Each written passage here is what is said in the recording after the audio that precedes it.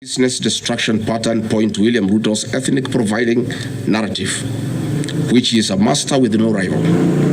With a close coordination of PS Interior Imodobolo, this narrative was boosted online by state bloggers to spin the narrative. The Cabinet Secretary Kipchumba Murkomen's public to shoot to kill order, coupled with assurances to police officers that the government will not cooperate with the investigators in police conduct, has emboldened security forces. Police officers are now on record threatening citizens who are in their homes, boasting of their license to kill, acting with a confidence that can only come from the highest echelons of power.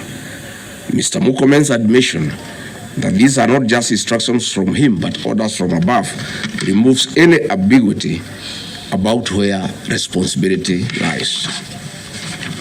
It will be recalled that in the run-up to the 2007 general election and its aftermath, the narrative of 41 against 1 was a masterpiece of William Ruto. The target was profiling Kikuyus against the rest of the country. To a large extent, he succeeded, and every Kenyan knows what happened, and it is also fresh in his mind of the ICC ordeal still hanging on the neck of William Ruto today. We remind William Ruto that his ICC cases are not yet over. They have been paused after witnesses disappeared. And what he is pretending over are crimes under the Rome Statute. It is clear history is repeating itself. And the architect William Ruto is back on the deck. He is hell-bent to finish his unfinished business with the people of Mount Kenya, destroy their businesses and make them black sheep of Kenya. Despite this horrible experience, the people of Mount Kenya voted William Ruto to a man in 2022 general elections against the advice of President Uhuru Kenyatta, whom Mr. Ruto had branded as a drunkard and a useless leader. Today, the people of Kenya, and especially the Mount Kenya region, feel sorry that they did not heed to the advice of Uhuru Kenyatta. These state-sponsored militia were key in touching of various parts of the country with the ease of police assistance to prefer terrorism charges on specific people from the Mount Kenya region. So far, about 50 young people are in courts in trumped-up charges of terrorism in scenarios of state-managed crimes by the state. Again, this is a clear onslaught on the Kikuyu nation. A case in point, when a police station in Mawego in Homa Bay County was torched, the suspects for that particular crime have been charged with arson. But when a police station is alleged to have been torched in Kiambu, suspects from the Kikuyu nation are charged with terrorism charges. This is serious ethnic profiling. Last night in Juja and Kirinyaga, these state-sponsored militia invaded various businesses. Luckily in Kirinyaga, after Wananchi went to Sagada police station and they refused to act, saying they had orders from above not to interfere, the people organized themselves and repulsed the militia. Mr. Ruto's ethnic profiling has led to the destruction of the foreign properties belonging to the people of Mount Kenya. Maguna supermarkets in Meru, Kahawa West and Muranga. Nice supermarkets, hotel and petrol station, and nice city in Mwea in Kirinyaga. County supermarkets in Kabati and Kirinyaga. Power Star supermarkets, Quick Mart supermarkets in Eastern Bypass, Shell and Total Mini markets in Roiro, Chill Post Hotel in Gong, Boju Shop in Keserian, Homegrown supermarket among others, and the Family Bank in Kahawa and Roiro. Notably, in Meru, these state-sponsored militia tried to attack Meru Dairy Processing Plant and were repulsed by workers. In Nyeri, they further tried to attack Wakulima Dairy in Mukurweni, and the attack failed. We urge our businesses to heighten security surveillance on their business premises and production lines, especially the KTDA, coffee factories, milk processing factories, among others. We take note that in Meru, on Sunday, the 6th of July, at an event attended by CS Kipchumba Murkomen, the MP for Bori, Mugambire Dikire, indicated that a supermarket would be attacked the following day. As sure as December 25 is Christmas, and true to his word, Maguna supermarket was touched by the state-sponsored militia, which the MP was private to. Why hasn't Mugambire Dikire been arrested? How did he know that a supermarket would be attacked? This is selective justice. The evidence that these militias are state-sponsored is plain for all to see. Videos circulating widely show police officers not merely failing to intervene, but actively transporting armed groups who proceed to unleash destruction with apparent impunity. Uniformed officers have been seen standing guard as these groups rampage. They are in action and a stark contrast to strong statements being made by government. In Nyeri, journalists were attacked by these militias in the presence of the police. It is well documented. This is a clear indicator that Ruto is working with governors and MPs allied to him to destroy businesses owned by the Kikuyu, the Meru, and the Embu, and blame it on people who don't support his administration. This is a tactic that was used by the colonialists with the collaborators who searched earth policy and torched buildings and businesses and blamed it on the Mau Mau. This divide and rule tactic will not work, Mr. Ruto. We know that in Meru, they want to use this mayhem to blame Mithika Linturi. In Embu, they have already blamed Mkonji Gitonga. In Kitengela and Gong, they want to target Senator Seki and MP Onesmus Ngogoyo. In Nyeri, they are trying to haunt Honorable Kagusha. And in Kirinyaga, they are targeting Senator Murango. We want to remind President Ruto that it is not the Kikuyus who want him out of office. It is the entire people of Kenya. Kenyans are suffering equally across the country. That is why Kenyans have said, if you, Mr. William Ruto, believe that it is the Kikuyus who want you out, then all Kenyans are Kikuyus. I want to thank the people of Kenya for standing out against this tribal profiling of the Kikuyu. The people of Kenya yesterday did wonderful by saying that the Kikuyus should not be profiled. This morning, I've seen Ruto covering and wailing in uncontrollable anger. Mr. Ruto, excessive anger is not a solution. I want, with a lot of humility, to advise you to stop being angry. That will not help. You need to know what you need to do because you have not been listening to the people of Kenya. The people of Kenya are more angry than you are. They are angry because you have overtaxed them. There is wanton corruption. There is abductions and extrajudicial killings. There is ethnic profiling and other ills that bedevil your administration. If you want to be calm, please abolish the housing levy and give dignity to the payslip. I have heard you saying that you cannot give jobs to the young people. Please restore the dignity of the payslip. Restore the capacity of the middle class. The middle class will give jobs to these young people. Stop killing and profiling the young people. Listen to them.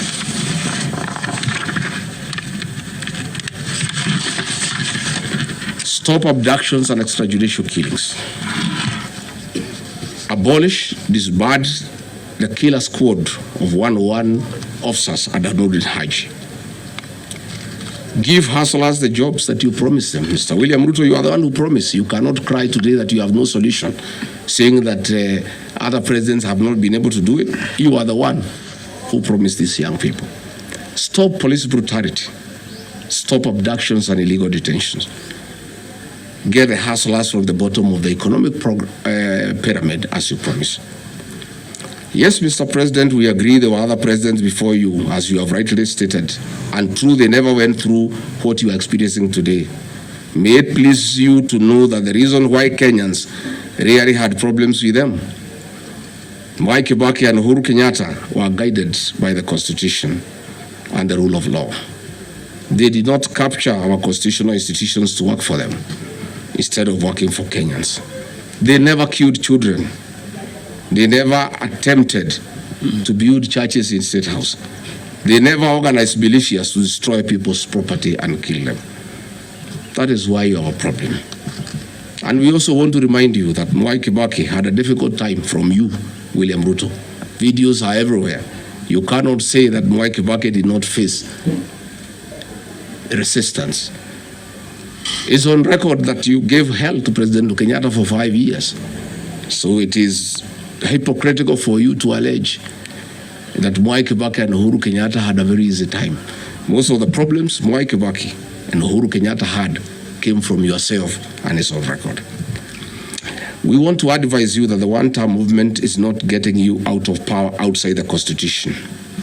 Mr. President, nobody wants to throw you. Nobody wants to overthrow your government. Nobody wants you out of power through unconstitutional means. Mr. President, I and the people we work with are on record. We want to remove you from State House through the ballot in 2027. This narrative you are creating that there is an attempt to overthrow your government is for you to have the opportunity to use the Terrorism Act to profile communities and to persecute leaders who are opposed to your administration. Please relax. We want you to serve your one term. Nobody wants you out of government unconstitutionally. Nobody has any plan to overthrow your administration, Mr. President. We want to face you on the ballot in August 2027. So just relax and stop crying wolf that anybody wants you out of office unconstitutionally. There is no leader here who is planning a coup, and none has the capacity. And nobody is interested. The leaders in this country, and indeed 95% of the Kenyan population, want to humiliate you at the ballot. They relish that moment. None of them would want you to go out through any other method, unless, of course, you decided to resign on your own violation. So please stop creating this narrative. This narrative is to enable you to use anti-terrorism law to persecute leaders and to persecute the Kikuyu community. If you speak out online, Mr. President, you want to use the Terrorism Act to harass people. If you dare challenge your administration, you want to use the Terrorism Act to deal with people who are opposed to your administration. My fellow Kenyans, let us not be deceived. William Ruto has stripped away even the pretense of democracy. What we are witnessing is not the rule of law, but the rule of fear. This is not the behavior of our government that serves its people. This is the machinery of outright dictatorship. Finally, I want to announce to the people of Kenya that tonight I will be traveling to the United States of America to talk to the Kenyans in diaspora and the international community about the state of the nation. I would have wanted to stay in the country at this very difficult time when our people are under siege, but I have engagements that I'm not able to postpone.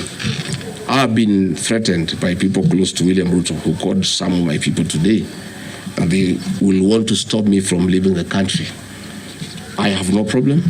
If you want to come and arrest me at the airport, as you are threatening us, you can go ahead. I don't have a problem. You cannot sell fear to us. You know, even if you sold us fear, we cannot buy. You know, and therefore, as I'm out of the country, unless I'm stopped from going, and if I'm stopped from going, I'm still okay. I'll be here because this is my country. We have made sufficient arrangements with other leaders in the united opposition to create a pool of lawyers to come in through for our young people who are being persecuted on trumped-up charges of terrorism. And I want to explain.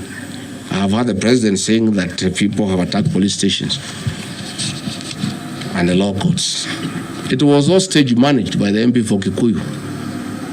How do you explain that people can walk into a police station and they are not armed and take over the police station from armed police officers? How do you go to the courts that are guarded by armed police officers and touch them? All these attacks of vital installations were stage managed by William Ruto through Kimani Ichung'wa to create the opportunity to prefer charges against people using the Anti-Terrorism Act. That is the reality. So nobody has attacked any police station. They were all stage managed by government. And what is happening is history is repeating itself. This is exactly what Moi did in the 80s against the Kikuyu community. After the abortive 1982 coup, he used sedition laws and the clandestine Mwakenya movement to profile the community and hound people into court, and they'll be taken by Bernard Chunga after 5 p.m. This is history repeating itself. I want to ask our people to be calm, to be cautious, and to be strong. I want to appeal to our young people, the Gen Zs. Looking at the scenario of what is happening and what William Ruto has planned, I want to ask my children, my sons and daughters, to consider applying the next onslaught against the President William Ruto by getting IDs and registering as voters so that they can deal with William Ruto on the ballot. Because I fear for them. Anytime they go out to the streets, they are killed like chicken. I would like to preserve to us these children. We would like to live with them. We would like to see them grow. And when we look at the desperation of William Ruto and the brutal force he is using against these children and the use of state militias to attack them, I would like to plead with them to consider to join us, we in the opposition, by registering as voters. And in 2027, we'll be able to get rid of President William Ruto. William Ruto, finally, let me ask you a question. The Kikuyu nation, the Mount Kenya people, you call tribalists every day. These people you are waging war against, their businesses, are the same people who voted for you, even after what you did to them in 2007.